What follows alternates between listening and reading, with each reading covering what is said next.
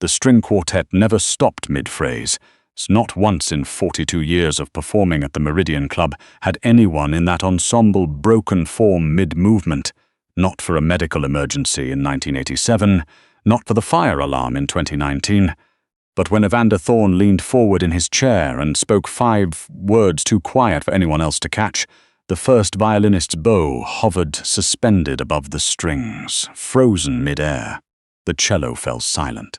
The champagne glasses stopped clinking, and 37 of Chicago's most powerful people held their breath without quite knowing why. Across the ballroom, a man had just made the catastrophic mistake of grabbing Astrid Covey by the wrist.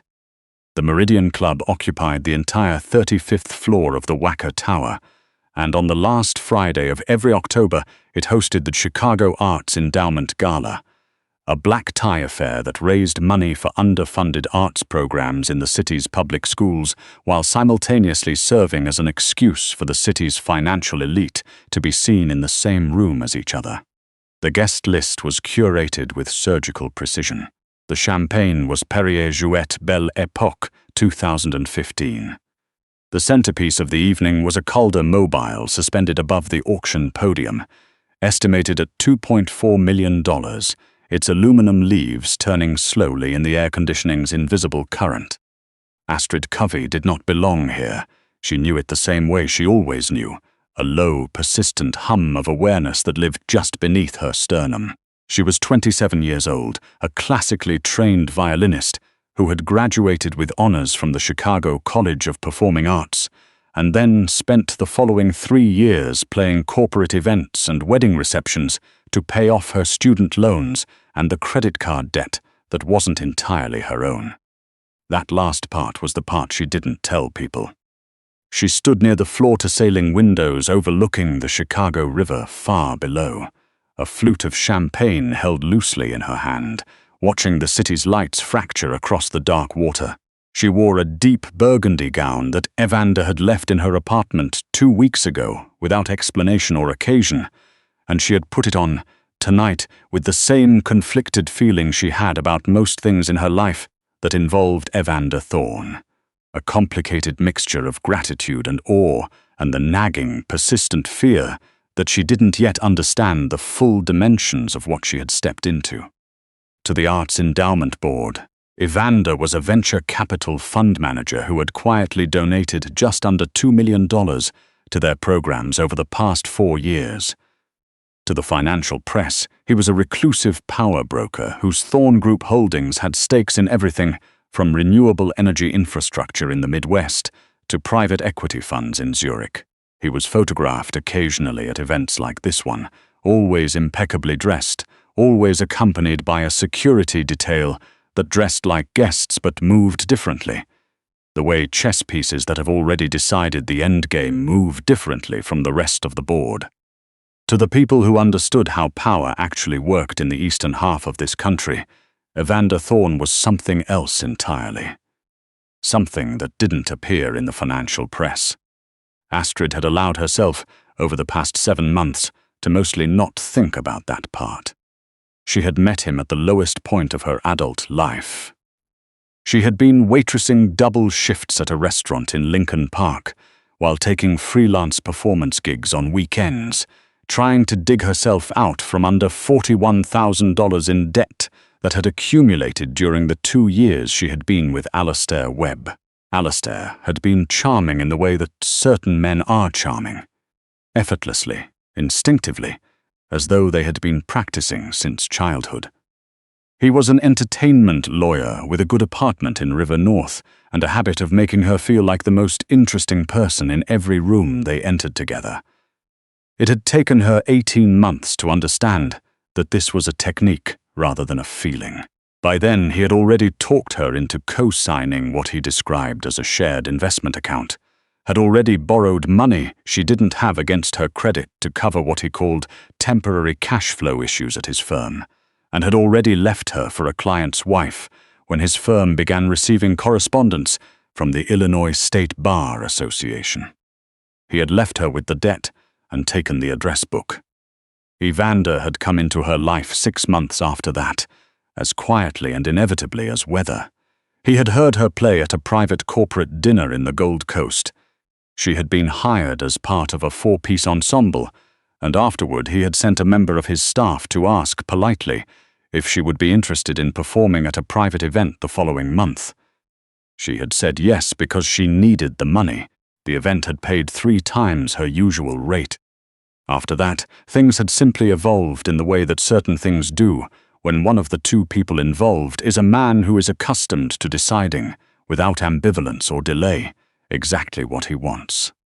Evander was 41. He was 6'2", and built like someone who had once needed to be able to move quickly through difficult situations and had never entirely stopped training for that possibility. His hair was dark with threads of silver at the temples, and his eyes were a grey so pale they looked colourless in certain light. The kind of eyes that made people instinctively lower their voices when he was looking at them. He had a scar along his left jaw that he had never explained, and that she had learned not to ask about. He had not told her in those first months who he truly was. She had Googled the Thorne name, had read the financial press profiles, had noticed the way rooms changed when he entered them. She had drawn her own tentative conclusions and filed them in the part of her brain where she kept things she was not yet ready to examine directly. What she knew without ambiguity was this. Evander Thorne had never once raised his voice at her. He had never made her feel small. He had sat with her in his apartment kitchen at 2 in the morning while she cried about a debt she didn't know how to pay, and had listened without offering solutions until she was finished, and then had asked, with complete calm, if she would allow him to help. She had said yes, and he had made 3 phone calls that she had not been permitted to hear, and the following week the debt had been resolved, and 2 of Alastair's former associates had reached out to Astrid independently to apologize for things she hadn't known needed apologizing for. She had not asked Evander how. Some questions were doors she was not sure she wanted to open. Tonight she had been watching the Calder mobile turn above the auction podium when she felt the specific quality of stillness that always preceded Evander's approach. The way the ambient noise of a room seemed to reorganize itself around him, as if even sound understood hierarchy. "You haven't touched the champagne," he said, settling beside her at the window.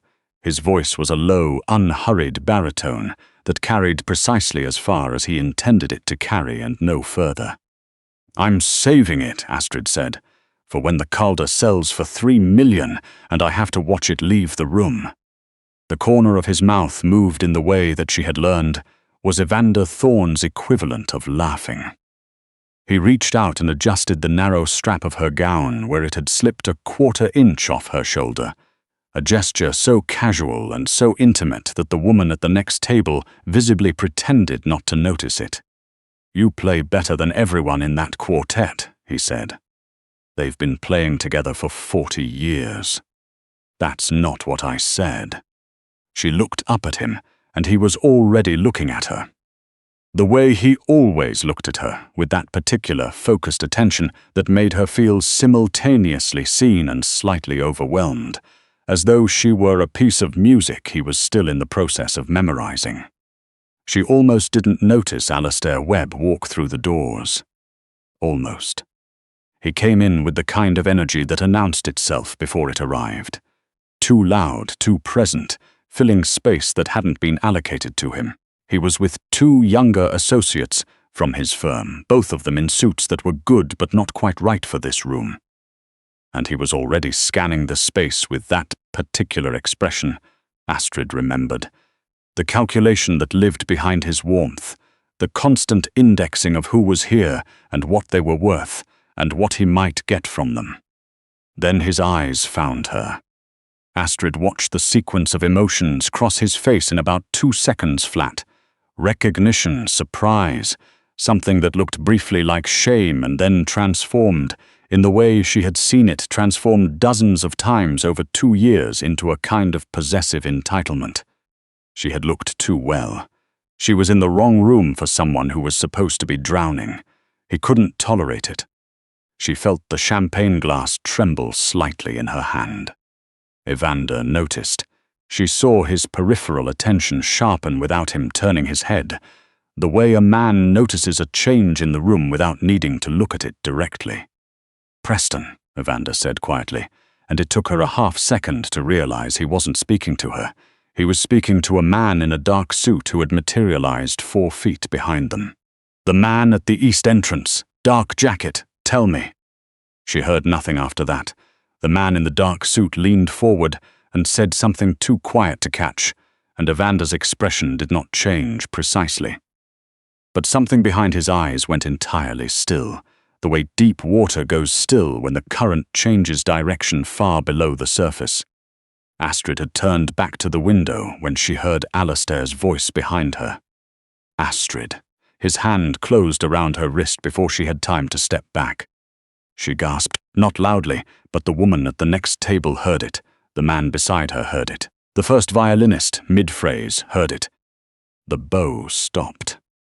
Alastair's fingers were not gentle. He had never been physically threatening before, but she could feel the desperation in his grip now.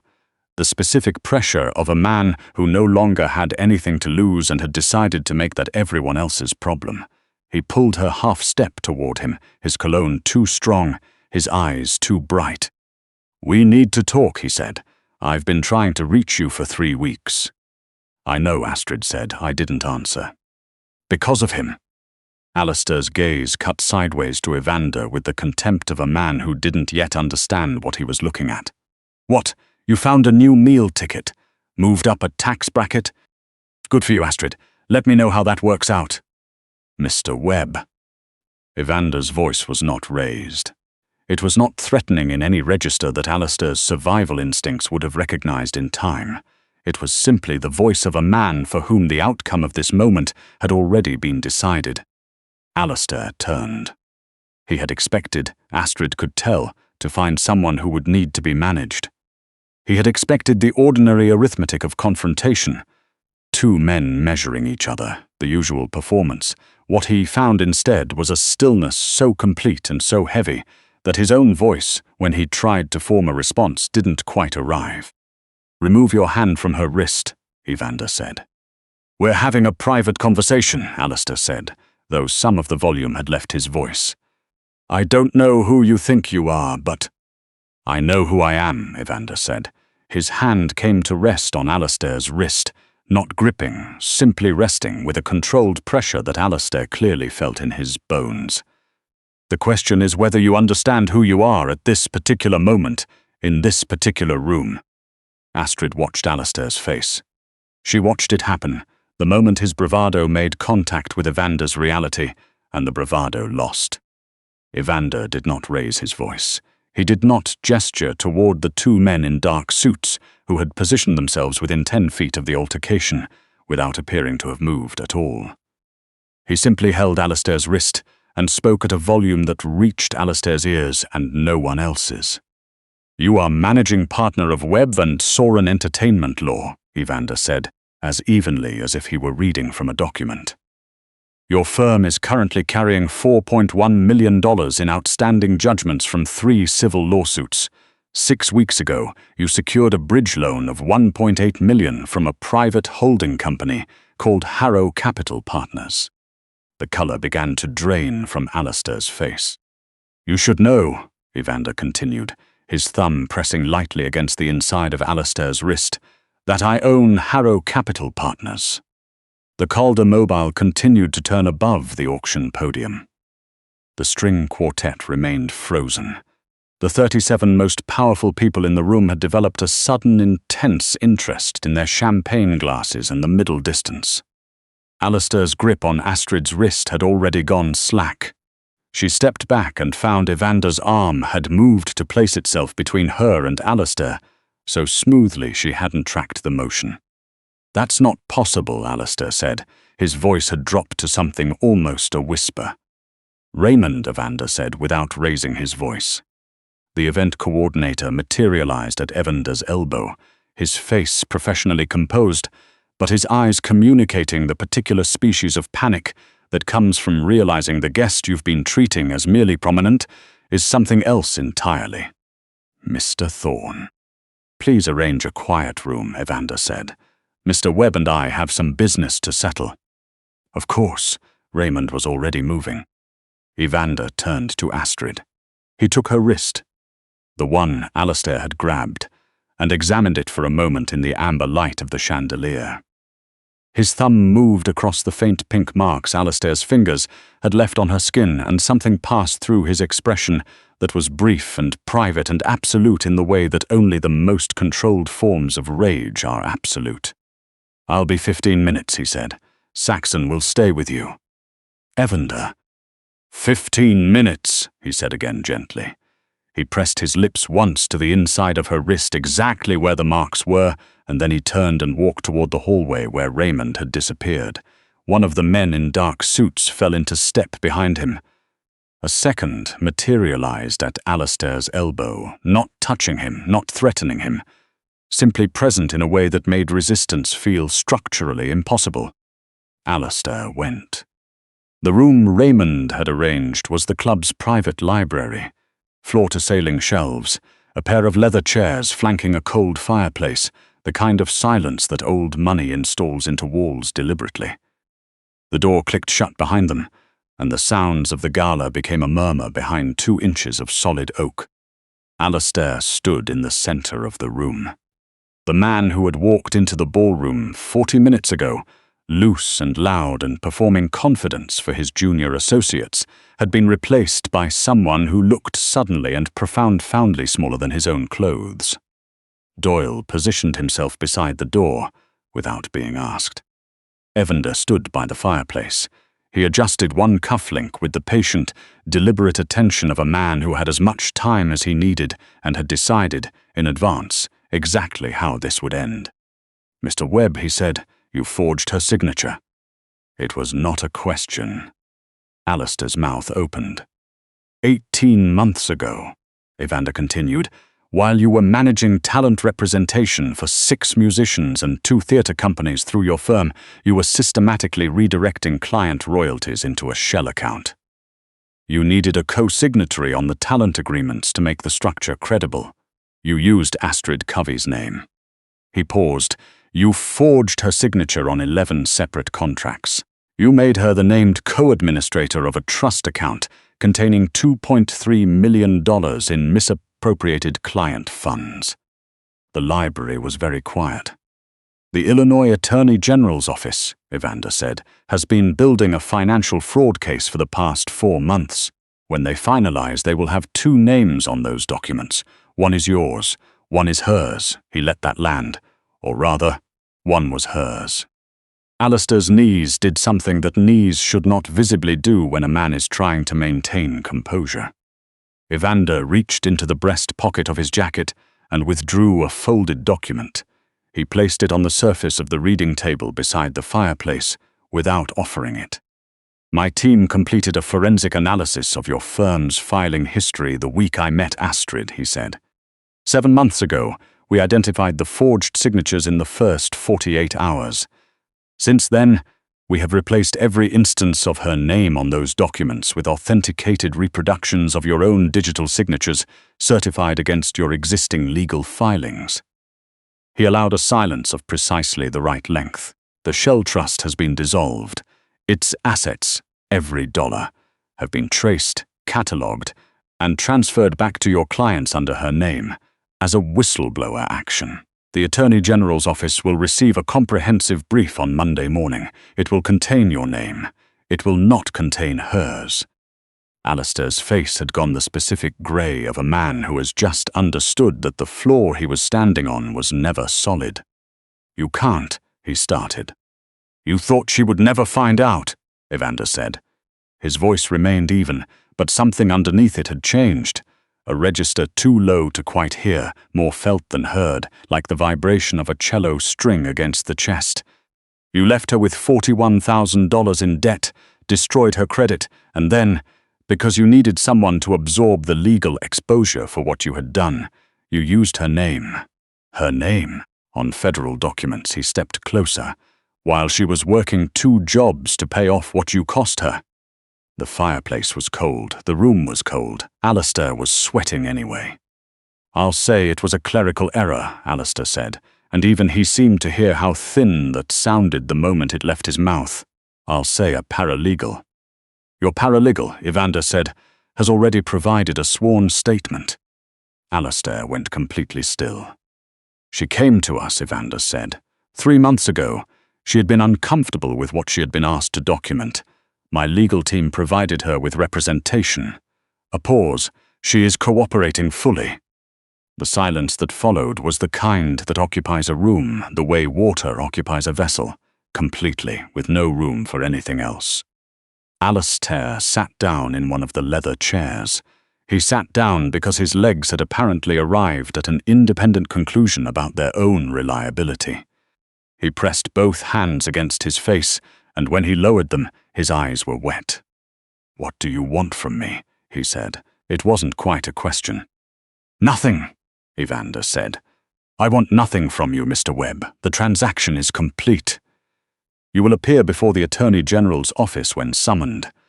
You will answer every question truthfully. You will not mention Astrid's name in any deposition, filing, or informal conversation. You will not contact her. You will not contact anyone she knows." He leaned down, placing himself at eye level with the man slumped in the chair, not close enough to touch, but close enough that Alastair would feel the proximity for the rest of his life. "If you do any of those things, Doyle will hear about it before you finish the sentence, and I will not send attorneys." He held Alastair's gaze for 4 seconds exactly. "Do you understand?" Alastair nodded, his throat moved. "Say it," Evander said.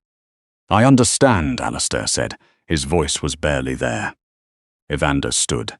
He smoothed the front of his jacket once, straightened his cufflinks, and walked to the door. He paused with his hand on the frame. "Doyle will take you out through the service entrance," he said. "Take the elevator on the east side. Do not return to the ballroom." He glanced back once, the pale grey eyes resting on Alastair with a finality that required no elaboration. "We're done here." The string quartet had resumed playing by the time Evander walked back into the ballroom. The champagne was flowing again. Someone had bid $900,000 on the Calder Mobile, and the room had found its rhythm and moved on. The way rooms in which powerful people have witnessed things they know better than to discuss always move on. Quickly, seamlessly, with the practiced collective amnesia of those who understand that some things are simply not their business. Astrid was standing where he had left her, near the windows. The man named Saxon stood 12 feet away, not looking at her and seeing everything. She heard Evander's approach the way she always did, in the reorganization of the ambient sound around him. She turned. His face was composed. The same face he had worn walking into the library was the same face he wore walking back out of it.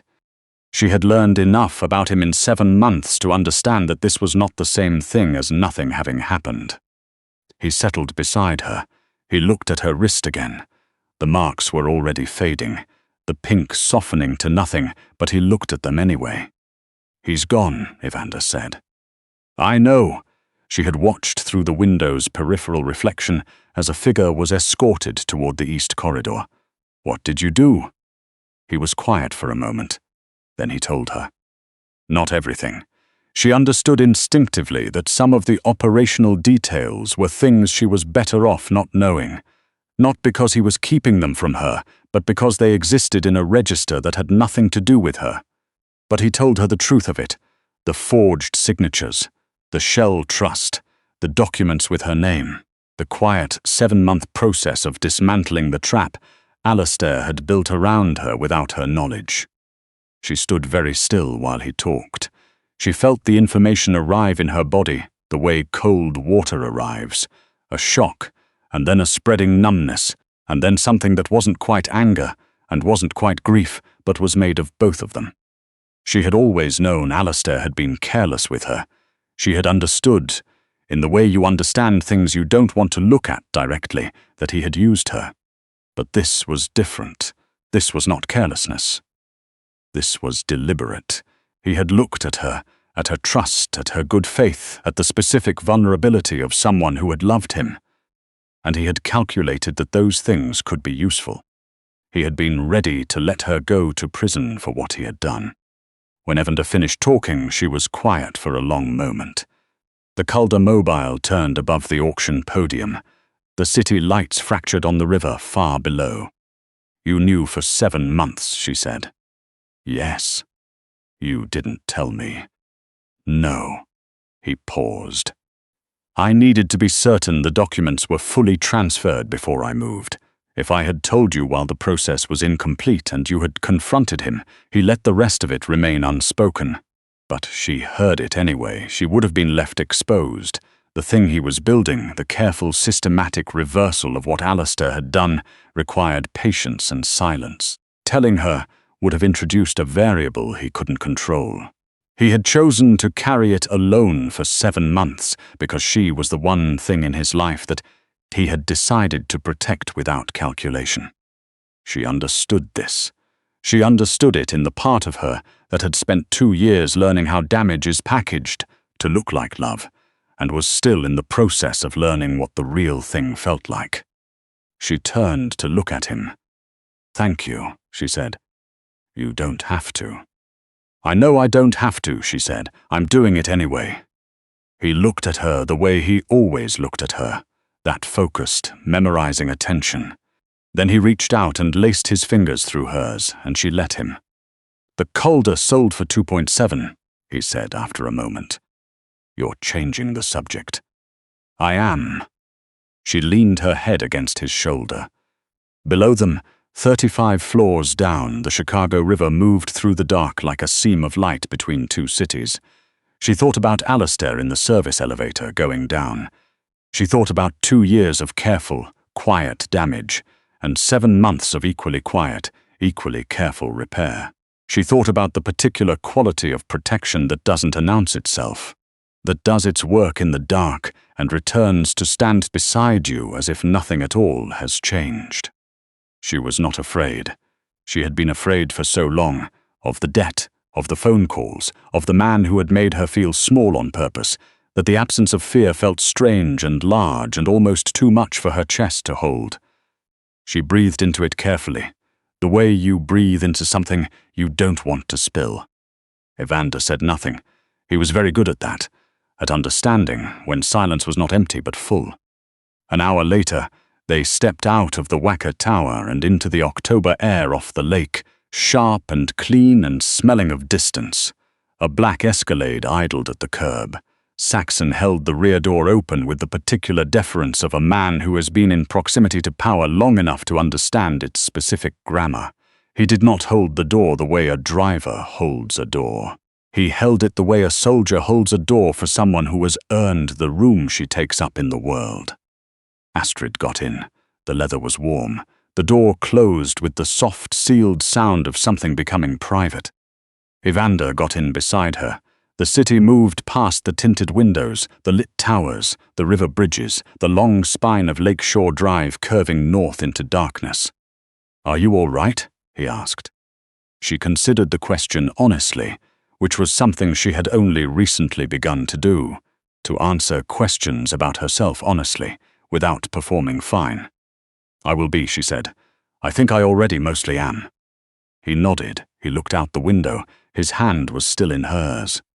She had spent 2 years becoming smaller, and another year trying to remember the original dimensions of herself. And the 7 months since meeting this man, living inside a question she hadn't yet been ready to answer. The question of who he was. The question of what it meant that she had chosen to stay. She knew who he was now. She had always known, in the way you know things before you know how to say them. The power he carried, the shadow it cast, the things that happened in back rooms and service elevators, when he decided justice needed to move faster than the law. She knew all of it. She stayed anyway. The Escalade moved north along the lake shore, the city falling away behind them, and above the dark water the skyline blazed in the cold October night. All that light, all that history, all that human noise and ambition reflected in the waves. Astrid looked at it and felt for the first time in longer than she could precisely remember, entirely unafraid of what she was moving toward. She leaned into him and his arm came around her shoulders, and the car moved on, and the city kept its lights burning behind them the way cities do, indifferent, beautiful, endless, and somewhere in the basement of the Wacker Tower. Alastair Webb walked out through a service door into an alley and understood, for the first time in his life, exactly how small he had always been.